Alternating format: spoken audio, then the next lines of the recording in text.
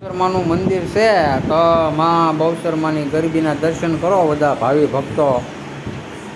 તો અહીંથી આપણે વ્લોગ શરૂ કર્યો છે અને અહીંથી આપણે શું કહેવાય ખોડિયારમાંના દર્શન કરવા જાવું. અને આ માં ભગવતીમાં બહુચરમાનું જૂનું સ્થાનક કે મંડળની શરૂઆતમાં જે આ માતાજીના દર્શન તમે કરી રહ્યા છો એ અહીંયા પહેલાં સ્થાપના રતનગીરી બાપુના હાથે અહીંયા સ્થાપના કરવામાં આવી હતી ભગવતીમાં બહુચરમાની. આ જૂનું માતાજીનું સ્થાનક છે અને પહેલાં જે બતાવી એ ગરબી નવી બનાવેલી છે માતાજીની. અમારા ભગવતીમાં બહુચરમાની ગરબી છે તો દર્શન કરો સૌ ભાવિ ભક્તો.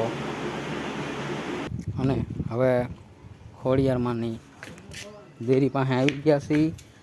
વાઇવવાળા ખોડિયારમાંના દર્શન કરી દો બધા મિત્રો. આ વાઇવવાળા ખોડિયાર માતાજીનું મંદિર છે.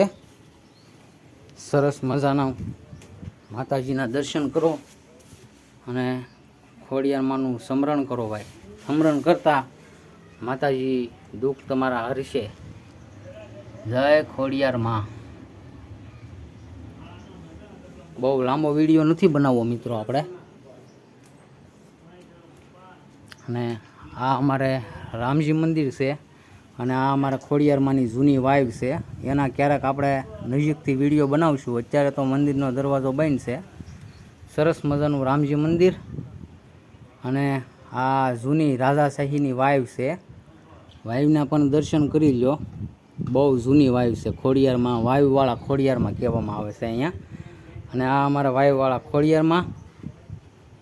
ને આ બારૈયા પરિવારે મંદિર બંધાવી આપેલું છે ખોડિયારમાંનું.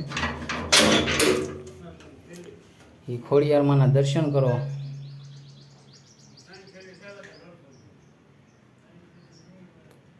જય ખોડિયારમાં.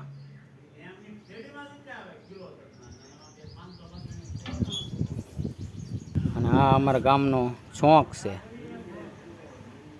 ભગવતીમાં બહુચરમાના દર્શન કર્યા છે આપણે.